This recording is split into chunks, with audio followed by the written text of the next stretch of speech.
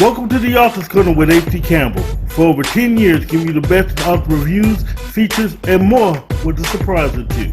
All for you, the author. Now kick off your shoes and enjoy the show with your host, me, author H.D. Campbell.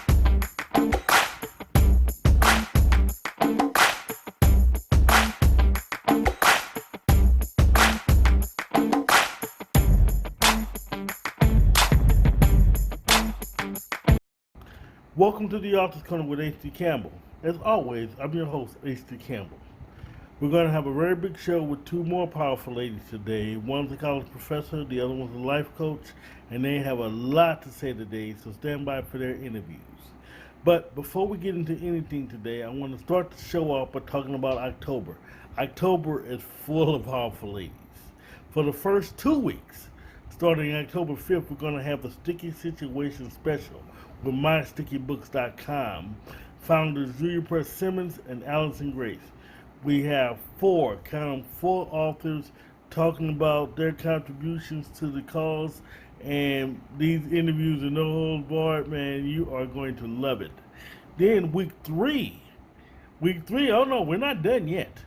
We're going to talk to the authors of the anthology Slay, where girls can be nerds too. The ladies, we had a 5-way interview where we talked about a whole lot of stuff. We talked about comic books. We talked about Let Woman and Donnie Girl. Y'all know nothing about that. We talked about a whole bunch of different stuff. But we basically talked about writing and what got them into writing and what got them to be nerds. So basically, again, girls can be nerds too. We all can be nerds. So there you go. So, but without further ado, I want to talk about today's show. First, we're going to talk to Dr. Trevy A McDonald, who wants to talk about her book. It's a wonderful story, and we're going to talk about why it took so long for her to do a sequel, as well as other books she's written. I mean, it's a very cool interview. Then we're going to talk to Dr. Recha Faulkner. She's a motivational speaker. She's a life coach. She does a lot. She has this book about lists that basically lists are where I write a lot of lists. So if you want to change yourself, she teaches you how to do it the right way using lists. So when we come back, we're going to start the ball rolling with Trevy A McDonald. This October is the Author's Corner's biggest special ever. In conjunction with Sticky Situations and founders Julia Press Simmons and Allison Grace, we'll be doing a 2-week special with 4 amazing authors, powerful storytellers talking about their craft, and more. October 5th is the date. HD Television is the channel. Stay tuned as we talk to Allison Grace, Sandra McCall, Shabor, and Forever Red, coming together for one big special. News, updates, and more from Sticky Situations with a surprise or two. It's a Sticky Situation Special with Julia Press Simmons and Allison Grace, October 5th on the Author's Corner with H.D. Campbell on HD Television. And as always, let your writing fuel your spirit, and God bless.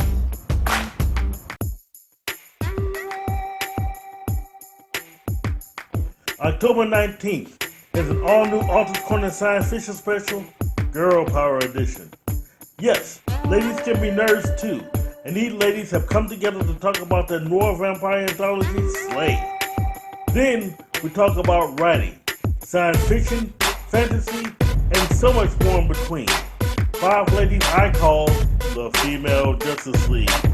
Join us as we talk to Penelope Flynn, Alicia McCullough, Michelle Tracy Berger, Samantha Bryant, and all brought together by Nicole Givens Kurtz in a fun chat. October 19th is an all-new Author's Corner Science Fiction Edition with the authors of the Vampire Anthology Slay, right here on HD Television. And as always, let your writing fuel your spirit, and God bless.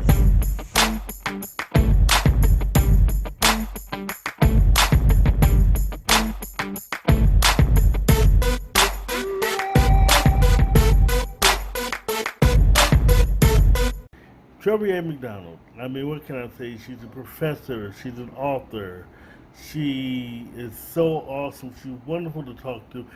you have certain people like her and my other author who you've been friends with for years on Facebook, and you still just have not been. I mean, you still have not, really gotten to know till you do these interviews. So, without further ado, here's the interview with Trevy A McDonald.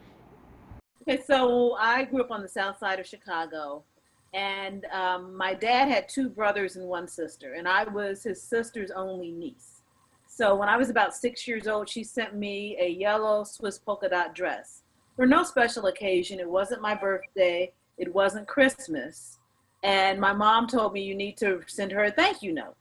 So I wrote her a thank you note. My aunt wrote me back, and that's actually how I started writing, through writing letters to my aunt. And I actually dedicated around about midnight to her.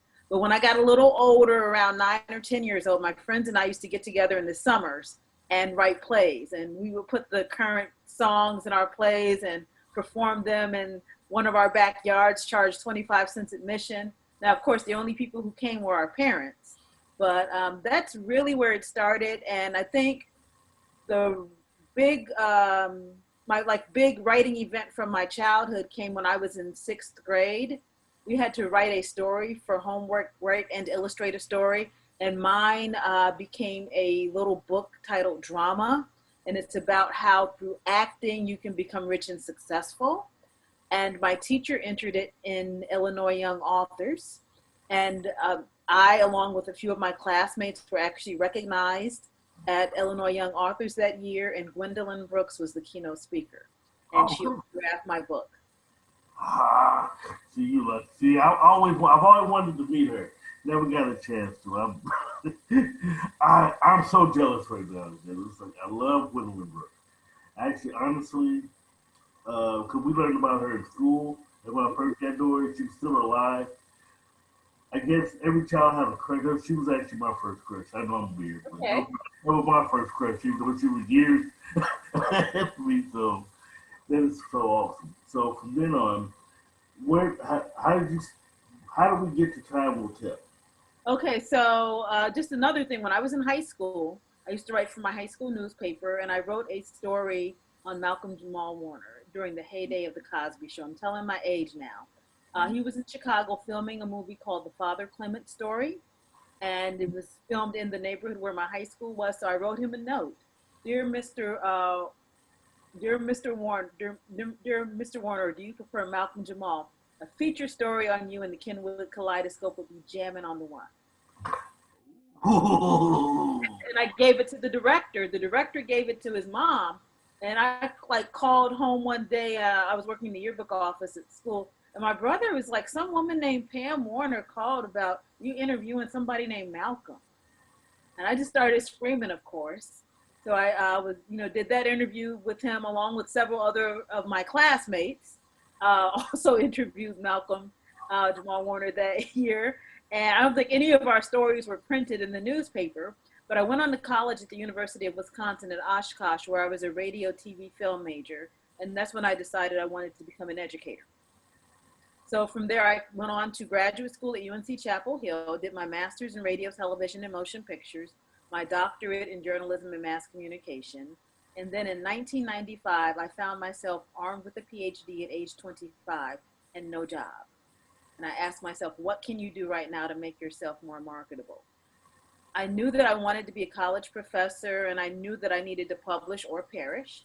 So during the semester when I was searching for a job, three book projects were born. Two were scholarly books, Nature of a Sister, Black Women's Lived Experiences in Contemporary Culture. The other became Building Diverse Communities, Applications of Communication Research. And then kind of in the middle of all of that, I got the idea to write a novel about the power of friendship in the lives of three women who were going to their 10-year high school reunion, because mine was coming up the following year. And while I had two friends who I was really, really close to in high school, we lost contact. So I wondered what would our lives have been like if we had maintained contact. And I remember being in Chicago for Christmas vacation and telling my family that I was going to write a book. My brother was like, that's a really big thing. Yeah, right. My mom told me I needed to get a job, and I was getting ready to start teaching college part-time at North Carolina State University. And my father had books on writing. One of them was titled The Weekend Novelist by Robert Ray, and it's designed to help you write a novel in a year just by working on weekends. So I grabbed his book, flew back to North Carolina, and snow was in the forecast. Now, being a Midwesterner, I said, big deal. You know, I grew up in Chicago. Right. I used to wait for the bus over the Dan Ryan Expressway with the wind whipping over me. And I went to college in Oshkosh, Wisconsin, where I walked to class with icicles on my eyelashes. Well, I quickly learned that in the South, snow is a great big deal. We got, I think, 2 inches of snow, 6 inches of snow, 2 inches of ice, and then 2 more inches of snow on top of that. And we were like literally locked down for a week. Wow. And that's when Thomasine, Rachel, and Hope were born. So I say, if you commit to your dream, the desired resources are provided now. And my first resource came in the form of a snowstorm that gave me the opportunity to focus on developing the characters. I'm loving your story. I'm definitely loving the origin point. I mean, well, number one, before we get to Time Will Tell, please, I've got to know about the other one,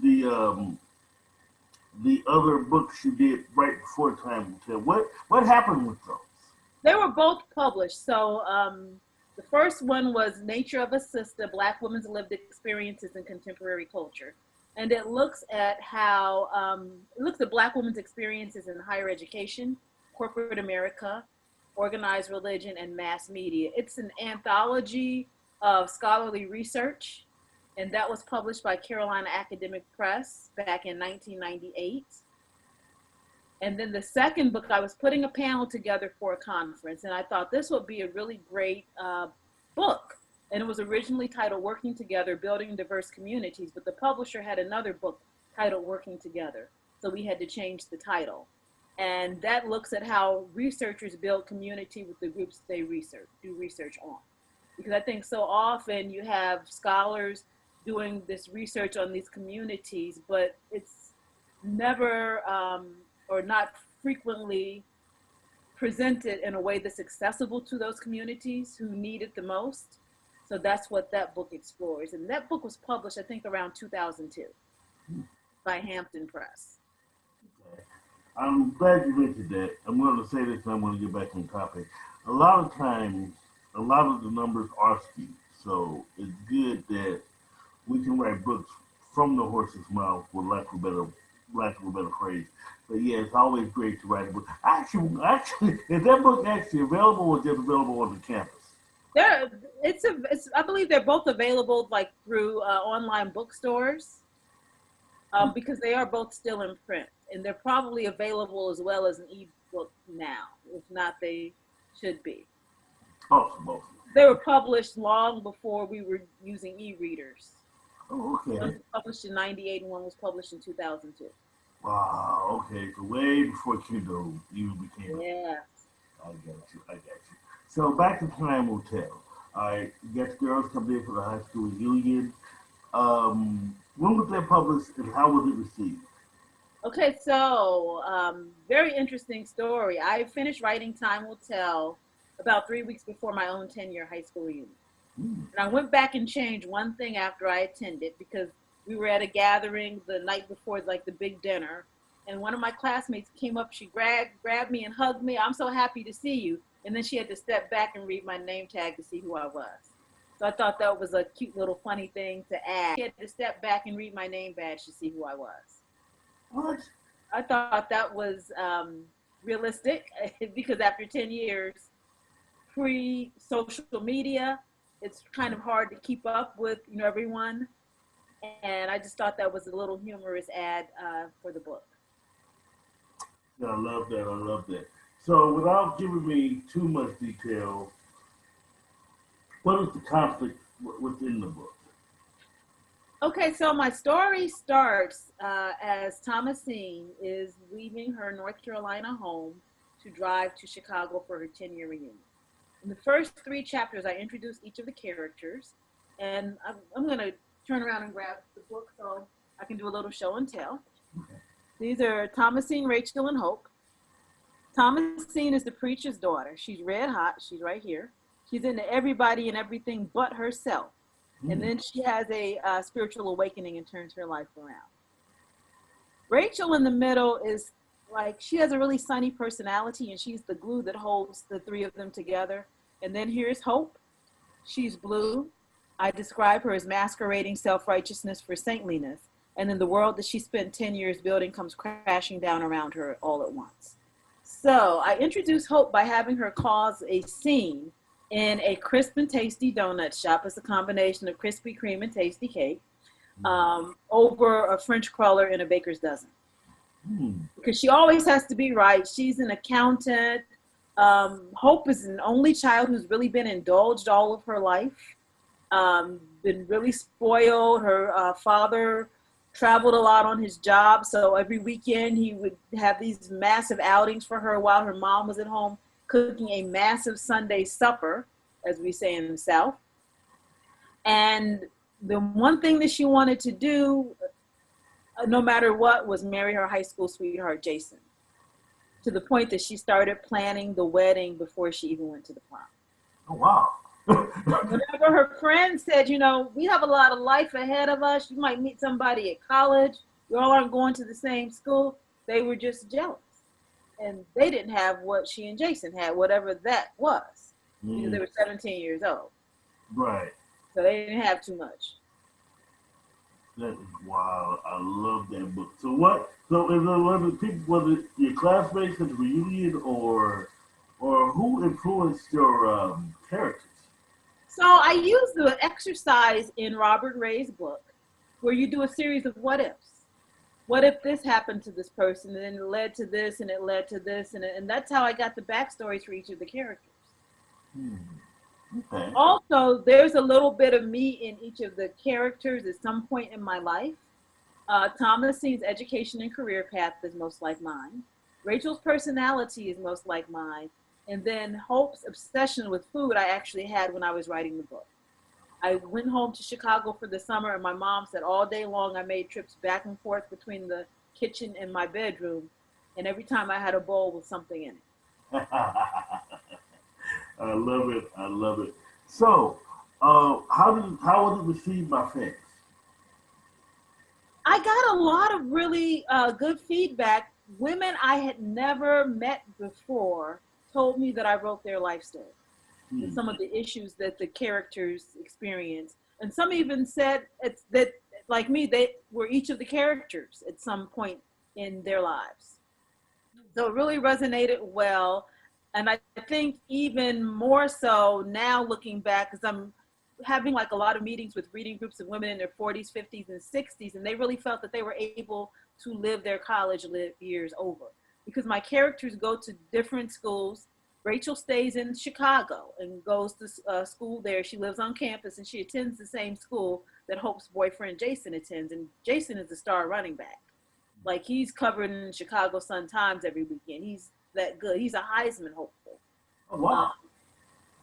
Thomasine goes to school in central Wisconsin, and she went there like on scholarship. She didn't really want to go there, but she had the scholarship, so she went.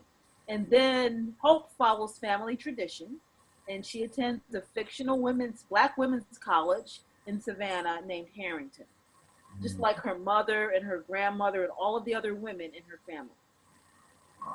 I love you, but well, as young people say, I'm so slept from you, but I actually wanted to read it. I've never, I haven't, like I say, we're just now speaking, so I would love, I'm actually going to get that book, and to me, it's still not too late to review the book, so I'm going to read it and review it, and I'll let you know.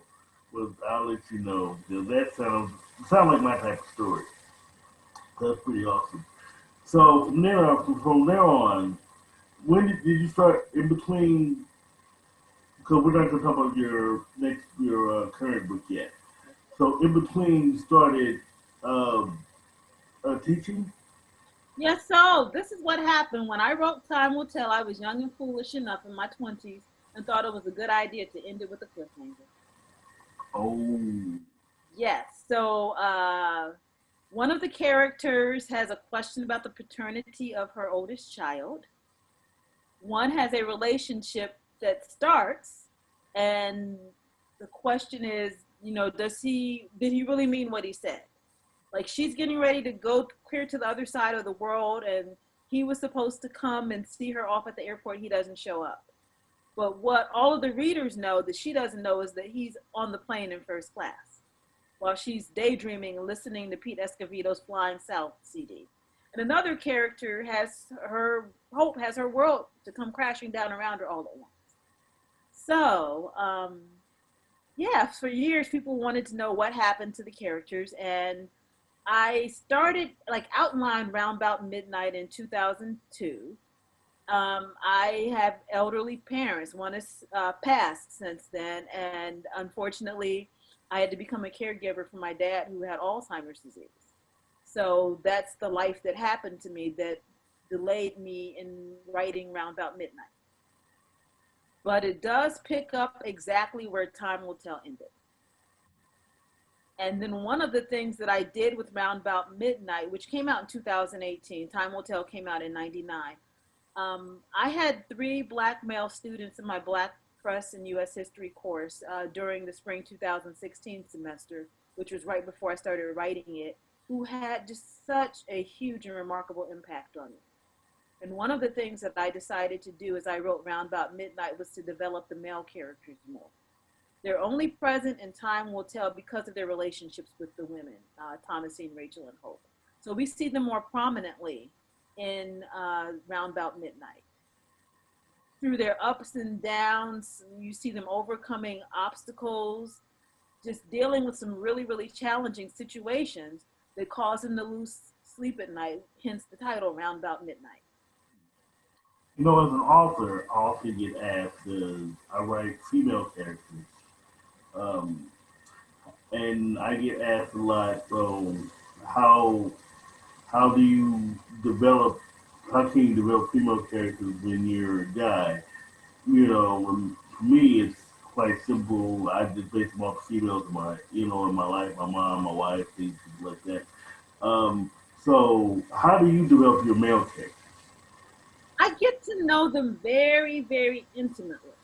So when I was writing Round About Midnight, I went through Time Will Tell very thoroughly and did outlines of each of my characters. I had chart paper on the walls because I wanted to make sure I got things right. But one of the things that I do as a writer, I really my strive to appeal to emotions, and I can put myself. I know these characters so intimately that I can put myself in their shoes, and for whatever they're going through at the time, I can feel what they're feeling. Oh, see, Yeah. okay. This is what I was trying to drive to. I'm trying not to go there, but this is what I was trying to drive to. See, your characters, and dare I say it for again, lack of a better term, people don't believe me when I say we all, as adult authors, still have imaginary friends. And when I mean imaginary friends, we develop our characters. These are people we can actually sit down and have a conversation with, or because that's how you develop them. So and our characters what drive your story. Yeah, characters drive my story, and when I have writer's block, it's because I'm trying to take my characters someplace they don't want to go and should not go. Wow. So in other words, see, well, you write like I do. If you write a scene and you feel the character's not feeling the scene, you know the book is not going to do well, so you have to change the whole scene for the character, right? That's right. So in Roundabout Midnight, I introduced the Hope, Rachel, and Thomasine, picking up exactly where the first book ended, and then you see Hope in chapter 2. Her world has come crashing down around her all at once. She's very sad. She's sitting by this pool. I mean, she has a whole new lease on life, new job, 6-figure job with her new Master of Healthcare Administration, new city, by the ocean. And she's sitting by this hotel pool, nursing her rum and Diet Coke. Like little left slivers of the ice cubes are clinking in her glass. And she's, just really sad. And then we don't see her again until chapter 7. And it's because she was really mad at me for what I did with making her world crumble down around her all at once, that she would not cooperate with me. Wow. I had a character who had a chemical dependency, who hit rock bottom, but he wanted to get better. So he went along with me, but Hope would not. So I had to whip her into shape. And then she was like, okay, you want me to heal. So I'm going to go along with you now. But you don't see her between chapter 2 and chapter 7 for that reason. Oh, see, but I bet it all fits. Definitely bet it all fits. So, how are readers, when they now that we finally have a sequel, how are readers feeling the book? They absolutely love Round About Midnight. I've had a couple of reading groups who read and discussed Time Will Tell and then came back about a month later and discussed Round About Midnight. But I did write Round About Midnight and filled in enough gaps so that if you had not read Time Will Tell, you could still follow the story. But at the same time, you were curious enough to want to go back and read Time Will Tell. Wow, see, I But love what readers are saying is that Round About Midnight is really a story about Black love. which is more what I need. Like my readers are like, does this character, does he have a dad or an uncle or a brother? You know, I want to meet him. And the other thing they are saying is that Black men will really love how I presented them on the pages, because I feel that there are just enough very one-dimensional and very negative images of Black men in popular culture. And I wanted to do something different with Round About Midnight. And character readers were even saying, you know, I was just waiting for something really bad to happen with this relationship. And I just knew that, you know, this character was going to experience all this heartbreak at the end, but that doesn't happen. You know, it's funny. Actually, I was about to ask you about, you know, the thing, because the whole thing is, you've written a mainstream book about Black love, which is very, which is very, shall I say, unconventional. The only person I know that's done that is me. With my book out was a Black woman.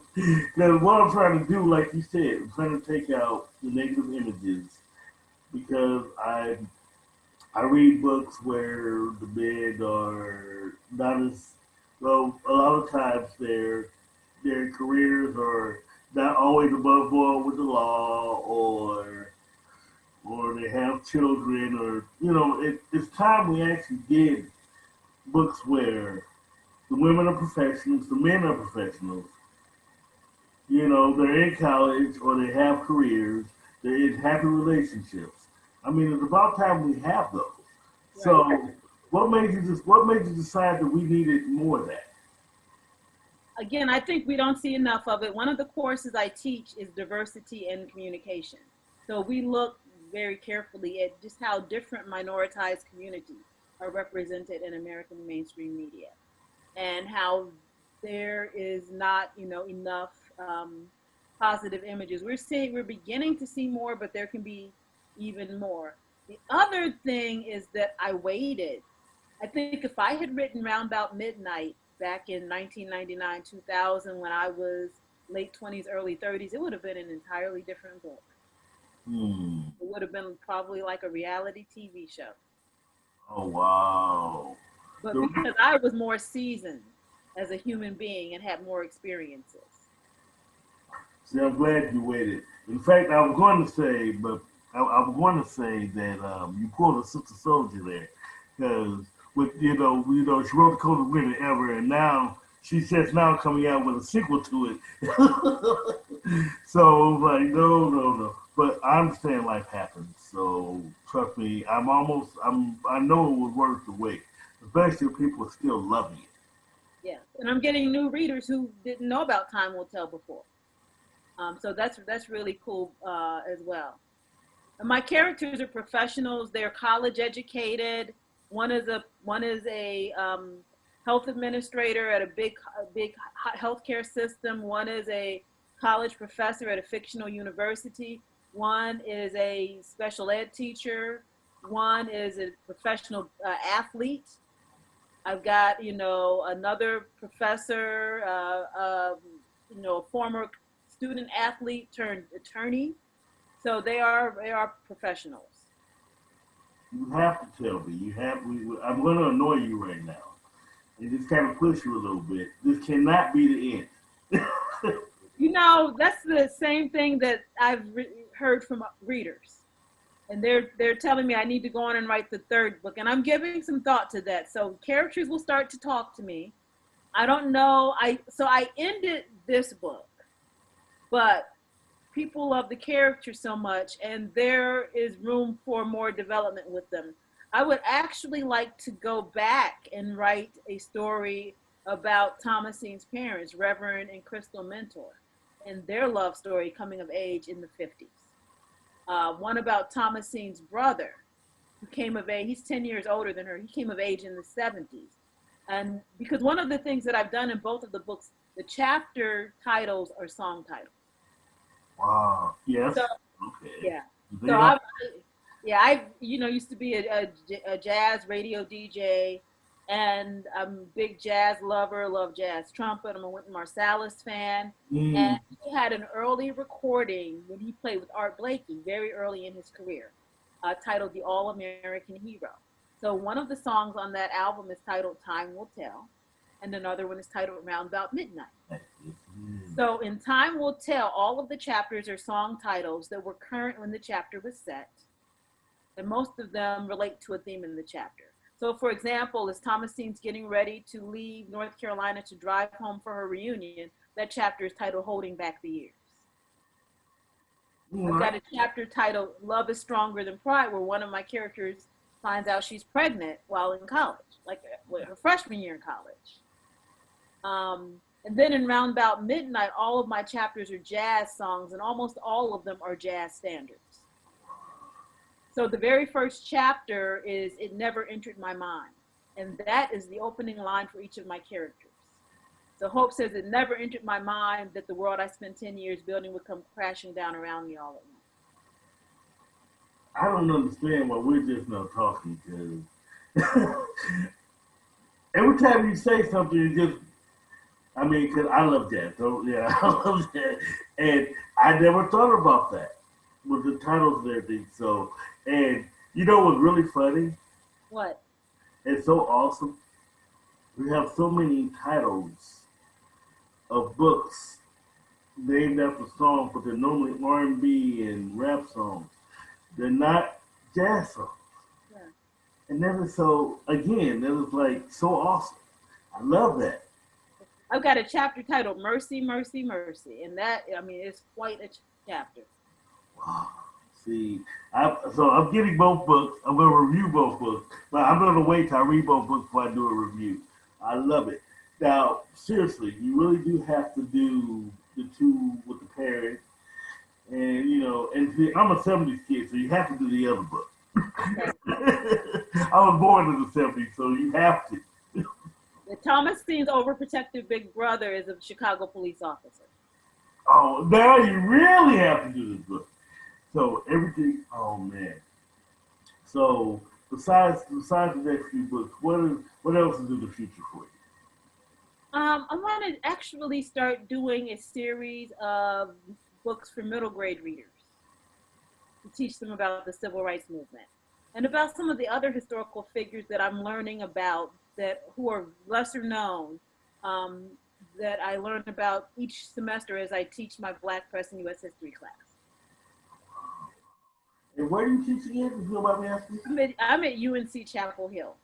Wow. The Hussman School of Journalism and Media. I'm really kind of taking online class. I'm serious because I really enjoy talking to you. This has been an awesome interview.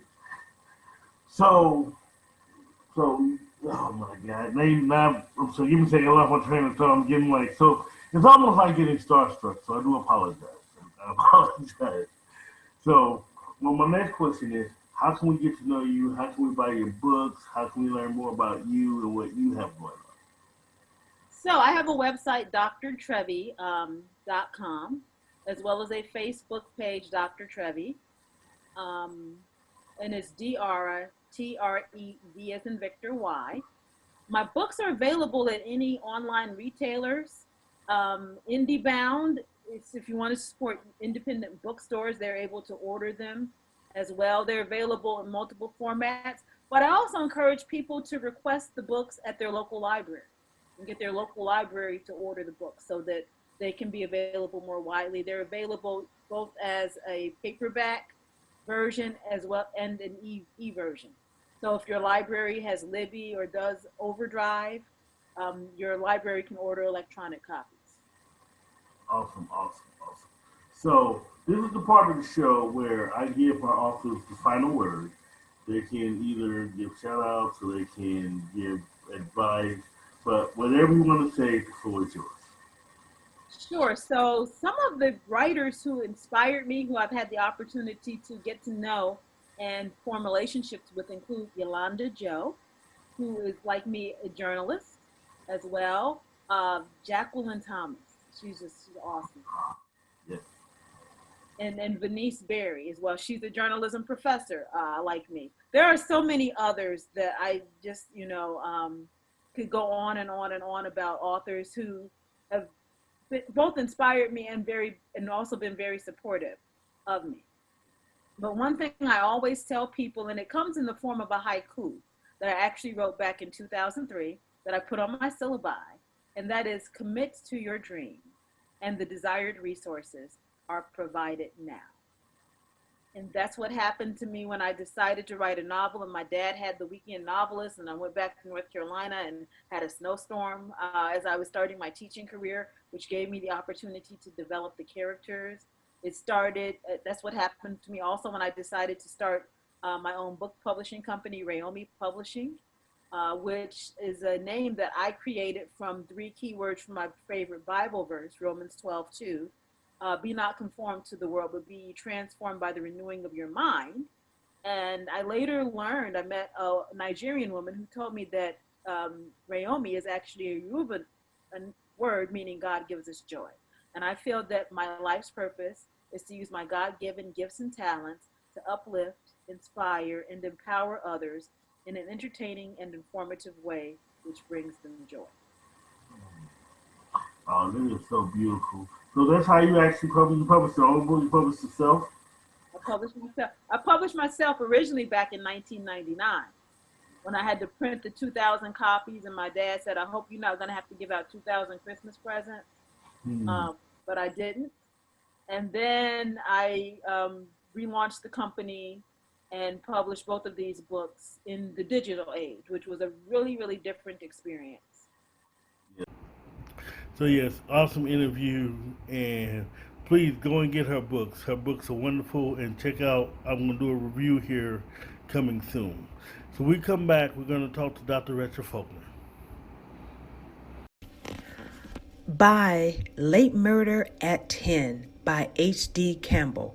Former investigative reporter Mark Alexander thought his life hit a slump when a mass shooting results in the murder of a controversial news anchor. Can Mark get out of his head long enough to crack this case? Well, I'm not going to tell you. You'll have to get your own copy of Late Murder at 10 on Amazon.com and coming soon to your favorite bookstore. Do you need editing and formatting services, promotion, or do you need a press kit? Let H.D. Campbell Productions put together a package to suit your needs. Let us handle your promotion, editing, press kits, photography service, and a lot more. We even do custom videos and videography. To learn more, log on to www.hdcampbell3.com or email us at hdcampbell3@msn.com for a free brochure. You can also contact us on Facebook, Twitter, Instagram, Pinterest, and LinkedIn. We guarantee professional services at reasonable prices. Check us out, and as always, let your writing fuel your spirit. Dr. Recha Faulkner, I mean, what can I say? She's a life coach. She's a motivational speaker. She really she basically is teaching you how to reset your life. Not just actually change your life, but do a reset. And she speaks from experience. It isn't just someone who has a degree on the wall and just trying to put you on the couch and just analyze you. She's actually lived this life. So basically, everything she says, you can bank or you can take that to the bank. So, without further ado, here's the interview. Okay, well, first of all, again, I want to thank you for the opportunity to speak with you and an opportunity to be on your platform and connect with your friends, your family, your followers. Um, what we're highlighting this time is my nonfiction works, which was initially released in 2018, and now we've re-released it in 2020, and the title of it is The List: How to Manifest the Life of Your Dreams. Awesome, awesome, awesome. Now, to expand a little bit. So, your dreams as far as your life, things you want to do in life, is to manifest them into reality or, just your dreams in general. Yes, the list How to Manifest the Life of Your Dreams is not what you would consider your ordinary self-help book. Basically, what I've done, it is based off of the scripture, the biblical scripture. I don't get religious. It's a spirituality-based book. Write the vision down, make it plain. And throughout everything that I teach, I believe in keeping it simple. And in that scripture, it's simple. Write the vision down, make it plain, read it. So in the book, The List: How to Manifest the Life of Your Dreams, that's basically what I did. I expounded upon how to practically use the principles that are, we may say hidden, but it's not hidden. It's hidden in plain sight. Write the vision down, make it plain, read it. Awesome. So, before I get into the book, let's backtrack a little bit. How did you come up with an idea for the list? The list is actually a culmination of the past, I'm 50 now, 30 years of my life. It is not a concept that I came up with. It's actually a concept that I lived. At the age of 20, after I had gone through a couple of, life situations, a cousin, he met with me at a park. And we walked and we talked, and I talk about this in my book, The List. I give you the backdrop as to how it all started.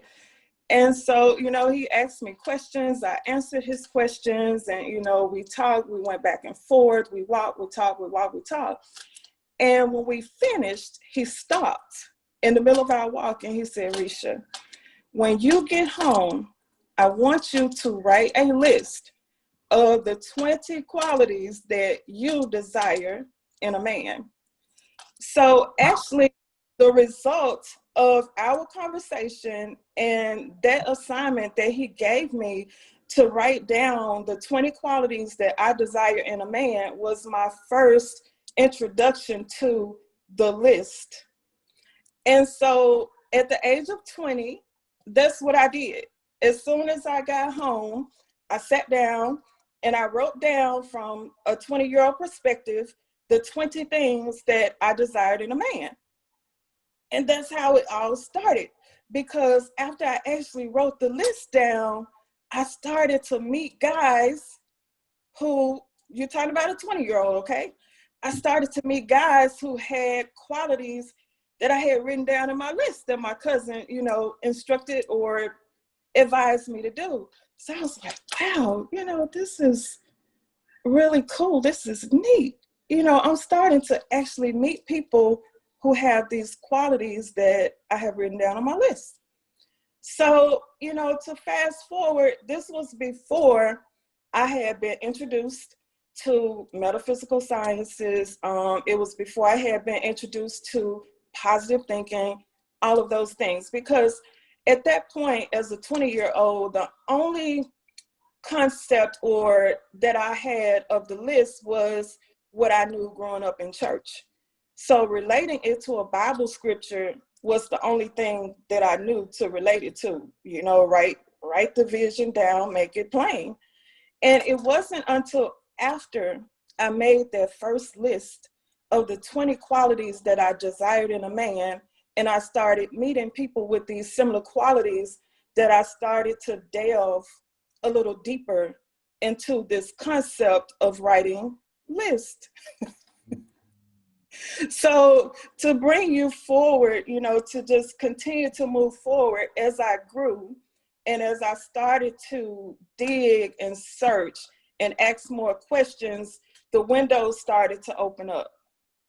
And so I started to, you know, as I continued to stay on that path, you know, I got introduced to books other than the Bible, you know, your self-help book, your metaphysical books, other works other than the Holy Bible. So as I continued to grow and as I continued to expand, so did my list that I started to write. I started to write more lists. And the thing about the list was that as I was growing and as I was studying, that I realized that the things that I wrote on my list, be it good or bad, they were actually starting to come to pass. So I was like, whoa, you know, what's going on? What's the deal with me and these lists? Because the good qualities that I would write down, I manifested those as well as the negative qualities. So that's what propelled me to continue to dig and ask God, or however you refer to your higher power, more questions. Well, you know, and this is you know, my experience with going to church worship. That's a lot of what people say. Write down your desires. Ask God, and He'll fulfill them for you. But you have to ask Him and for it to come about. So yeah, so I I love the simple thing of a list. See, correct me if I'm wrong. A list is a simple thing. A list is not an outline. It's not a major plan. You're just writing down what you want and watching it manifest. Am I correct? Right, exactly. The list is a simple thing, but it's the principles that you apply after writing the list. And like I said, it opened up for me a Pandora's box that, you know, once I tapped into it, oh my goodness, you know, and I tell people when I talk to people and people ask me, you know, Recha, where did this come from? And only people that really know me, that are, you know, close, my family, they can actually say that, no, this is not just a book. This is Recha's life. I mean, this is her life. This is how she lives. Because the list, How to Manifest the Life of Your Dreams, even though my cousin gave me that assignment as a 20-year-old, it wasn't until I was in my late 40s that I wrote the book. Actually, the first time I penned it at 47 years old. Mm-hmm. So you're talking about from 20 until 47 years old that I was living this life. And then I finally decided to put pen to paper. And what propelled me to do that was the death of my grandfather, who raised me. He raised me. He passed on my 47th birthday. And so when that happened, we're talking about that Pandora's box. You know, once you open it up, there's no closing it. So that's the occurrence that actually propelled me to start to write it down. I had been making the list the entire time, but that was the occurrence that propelled me to actually write the book and to share with people in a very simplistic manner and give people practical methods to manifest the way that I was manifesting. Because after my grandfather passed, I was living in Dallas, Texas, and I packed up. At the time, I had a Maxima. So I gave away and I gave away everything I had, and I moved from Dallas, Texas to California with only what would fit into my vehicle. So when I say that I practice what I preach, this is the life that I live. I am a master manifester. And so it was finally, put in my face to, for me to write it down so that other people could have a simple guideline to follow to become master manifestors. And it goes beyond writing the list, because there's so many things that we have to deal with. There were things that I had to deal with, and one in particular was my mind, my mindset. Okay. My question to you is a more serious one. I know there's a list for finding a job, relationships, but what about the person who's in real serious trouble? Someone who's facing domestic violence, someone who's facing abuse of some kind. Can a book help them? Absolutely. Absolutely. Because also with this process, what I help people to do is to identify negative thought patterns. I help people to identify negative thought patterns. So we go beyond just writing the list.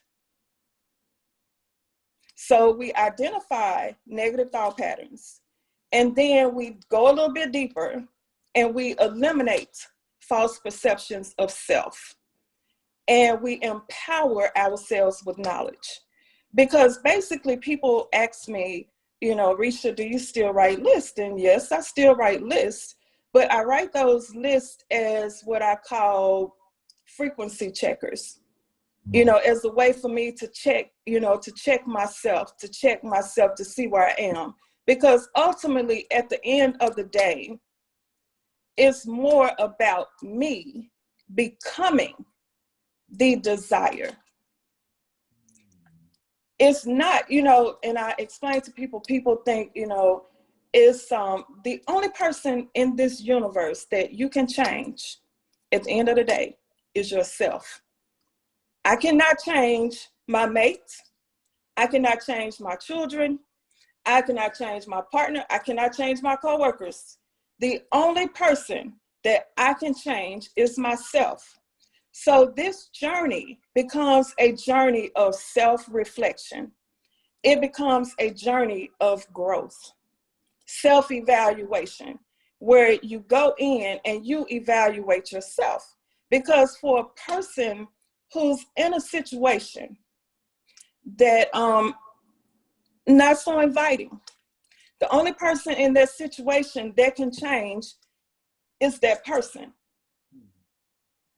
So you evaluate, you eliminate your mindset, and the change comes from within, and you become that desire. Yeah, I love that. I definitely love that. So you read the book. You said this is the second printing of the book? Yes. Right. So for a second, so how have it been received, both first and second?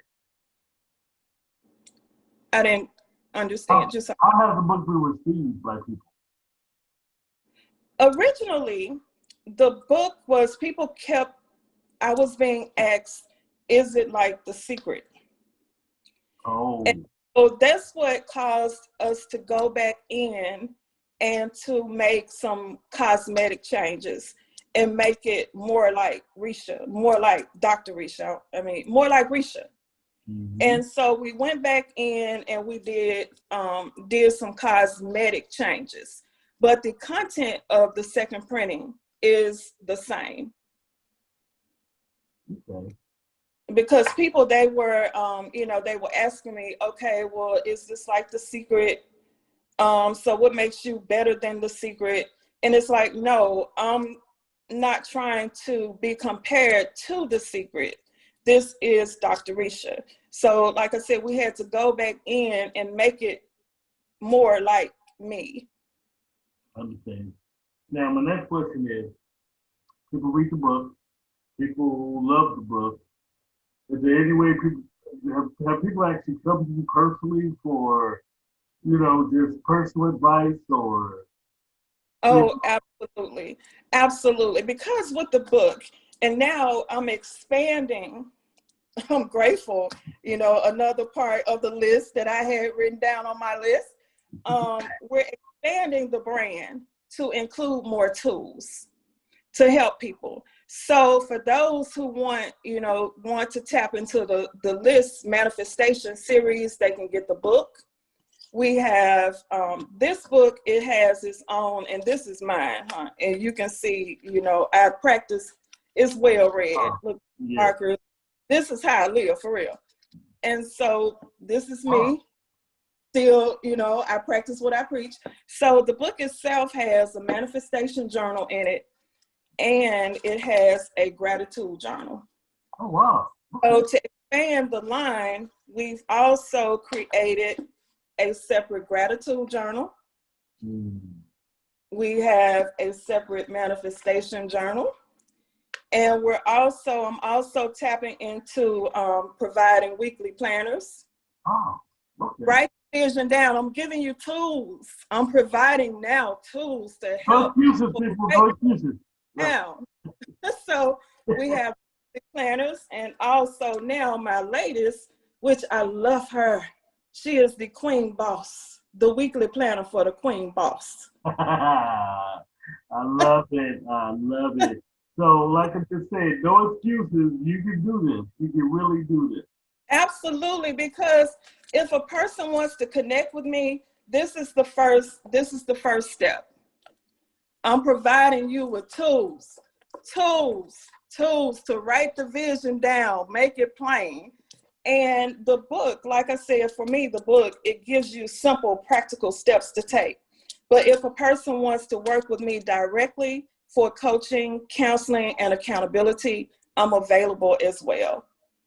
Because me personally, I love what I do. I love meeting, greeting, and I love my one-on-one interactions and group interactions with people.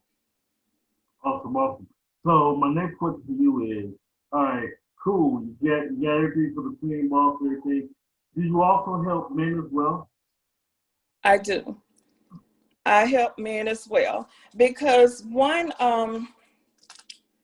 for me, men deal with a lot of pressure. They deal with a lot of pressure from society, a lot of pressure from family, a lot of pressure from work as to who society thinks that they should be.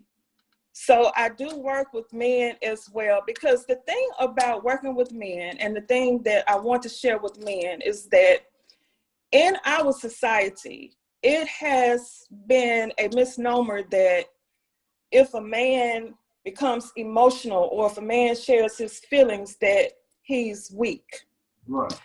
Well, this misconception, this misperception has caused a lot of issues within our community, and particularly the Black community, because we have a lot of men who deal with heart problems, who deal with diabetes, who deal with health issues, because they're walking around and you're having to wear this mask because you're trying to present yourself to society as the person that they will want you to be, instead of being who you were divinely designed to be. So for men, my work, just like with the women, is to help bridge the gap between religion and spirituality, to help you navigate and to help you merge both. The difference between religion and spirituality are quite simple. But how do you, well, for me it's quite simple, but how do you critics that'll say, oh, well, you are religious and stuff. I'm not down for all that, can your book really help me or not? The misconceptions can always come through. How do you deal with that? It's universal. It's universal.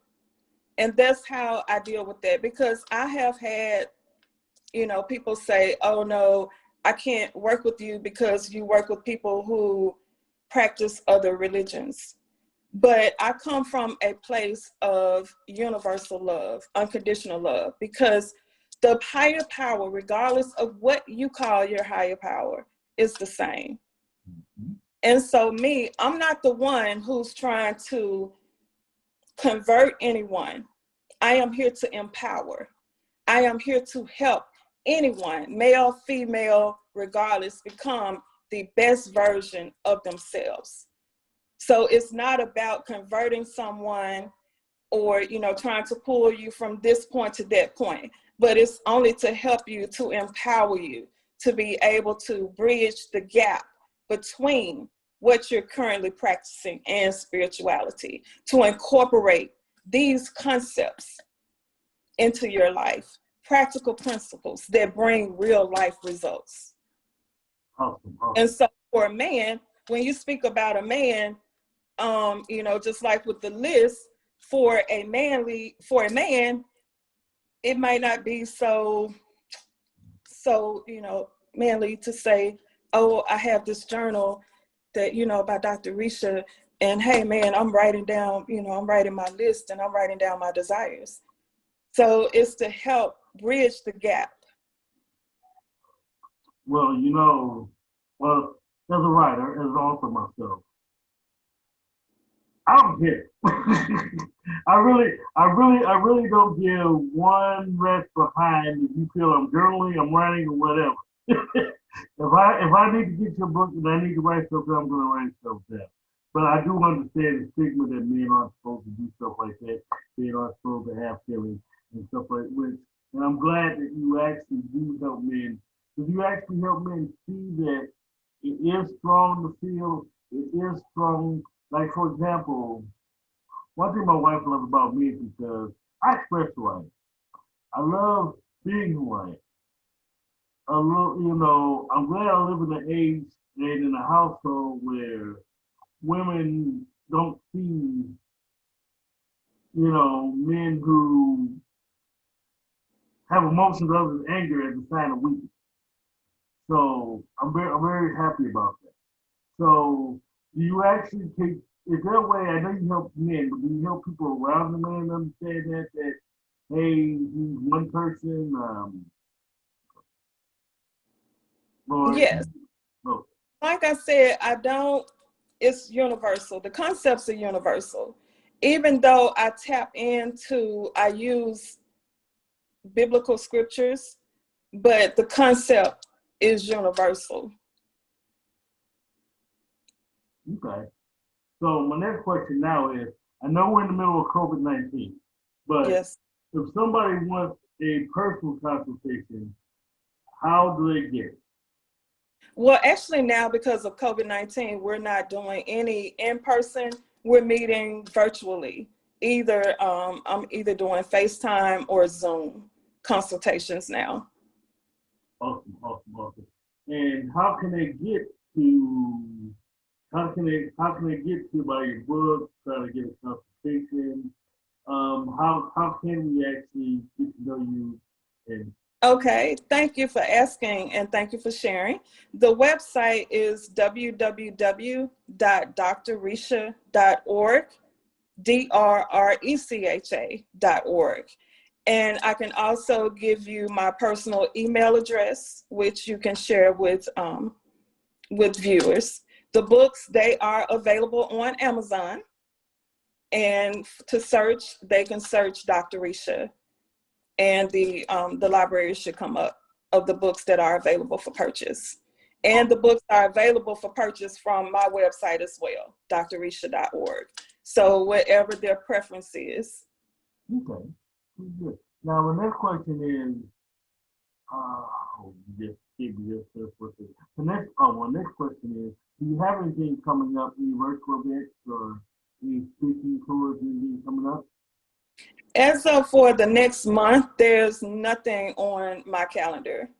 So Next project that we're on, that will be launched within the next 60 days is the list 28-day weight release plan. So I don't have anything on the calendar until the launch of the weight release. You know, it's going to be new year, new me. The end of 2020 is getting your mind right. You know, getting your mind right, get your body tight, all of those things. So again, we're expanding the brand to include the list 28-day weight release. So that's what I'm gearing up for now, what I'm preparing for now. You actually just answered one of those questions you have with the day coming up. Now you have to dish just a little bit. Okay. Can you tell us a little bit about that? Yes, the list, like I said, the list, the brand. The series is a wealth manifestation series. And wealth goes beyond money. People equate rich to being wealthy. So when I talk about wealth, I mean your mind, body, and spirit. So now with the list 28-day weight release plan, we're tapping into the physical. But not only am I dealing with the physical, we're going to deal with your mind, your body, and your spirit. Because, you know, I'm not going to have people counting calories or taking pills or, you know, worried about, different little, counting calories, how many carbs, how many of this, how many of that. You know, you don't have to buy any pills. The only thing they have to purchase is the weight release plan. So it's not a weight loss plan. It is a weight release plan. And when I say weight release, that means that metaphysically, when you release it, it's gone. Because when people lose weight, metaphysically, whatever you lose, it has to return back to you. Because I know I'm not the only one who goes up and down, up and down, up and down on the scale. So I'm going to deal with releasing weight instead of losing weight. Awesome. And then there's also, you also come about the mental weight, like grudges and bad habits and things like that causes the physical. Yes, we're going to deal with I'm going to deal with the mind, body, spirit connection. Yeah, I love that. See. And so, I tell people there's a way that you can lose, 150 pounds to 200 pounds instantly when you release people who no longer serve you. See, that's what I was asking about, right? Exactly. You can lose up to 200 pounds, presto. Amen. That's why it's called the weight release. Yeah, I love that. So you said it's coming out when? It will be, we project within the next 60 days. So it will definitely be available before the end of the year so that we can all move into 2021, with using the behavior modification plan. You might be the hero of 2021 since 2020 is just about, because I'm about to send 2020 back to the factory anyway. You just might be the hero here. Yeah. So I am very excited, and like I said, it is a program. Everything that I release is, this program is a program that I actually did maybe in about 2014, 2015.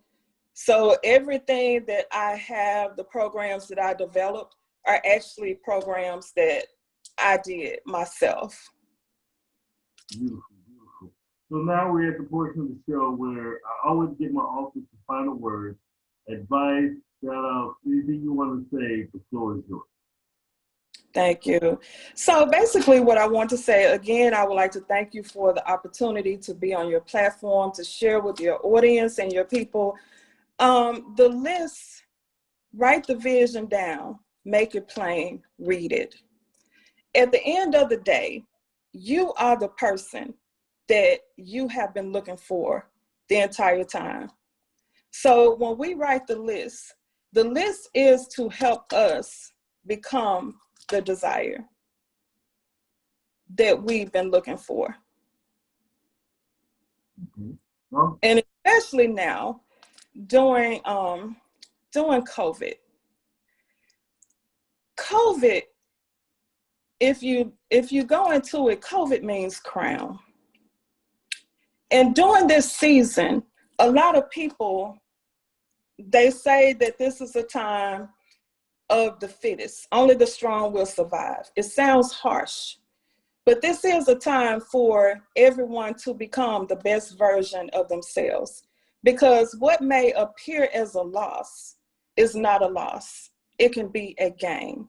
So this is a time for all of us to take this time that we are being quarantined, that we're being isolated, to really dig deep, to write those lists, to go back to that place where you were a child, the imagination that you had, that thing, that person, that grand person that you wanted to be when you grew up. I'm asking you to go back to that place, because in a text, it says that we were created in God's image. And in God's image, that means in God's imagination.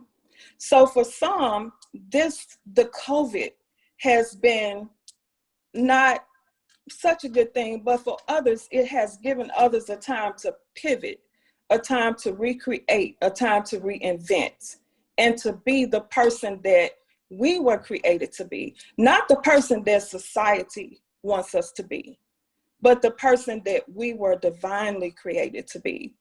And I encourage everyone at this particular time to just tap into that space.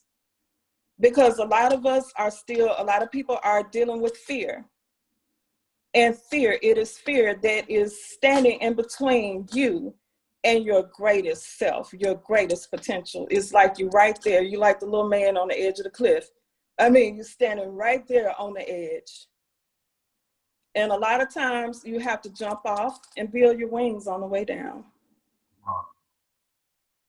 If you're having trouble, I really suggest that you really take advantage of Dr. Recha's books, her coaching, anything that she has, because whatever's going on, she can help you.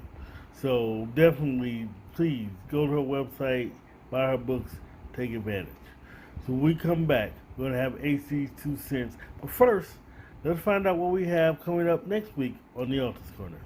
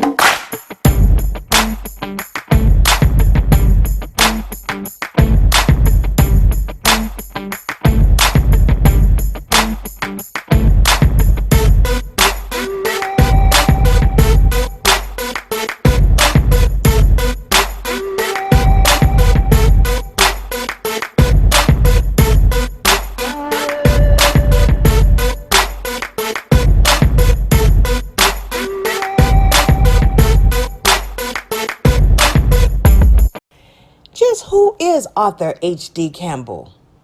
He's the multi-gene author who can take you on several trips at once. With H.D. Campbell, you can have a romance, you can track a killer, or even stop an international incident. For 30 years and still writing, H.D. Campbell will take you on trips you've never been before. Learn more about him by logging on to hdcampbell3.com or check him out on Facebook, Twitter, Instagram, Pinterest, and LinkedIn. Read his rewrites of How to Lose a Black Woman and Late Murder at 10, with a new title coming soon. And as always, let your writing fuel your spirit.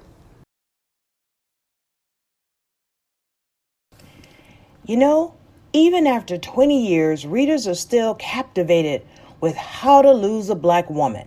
Now, in its second printing, follow the story of Bruce Williams. Shall I say, mild-mannered school teacher in search of love? Using social media, prayer, and a lot of trial and error, Bruce fights to learn what a true relationship is all about. Filled with original poetry by H.D. Campbell, it's a lesson from one young man's point of view. Buy How to Lose a Black Woman on Amazon, Barnes & Noble, Smashwords, in your favorite bookstore, and even on his website at www.hdcampbell3.com. And as always, let your writing fuel your spirit.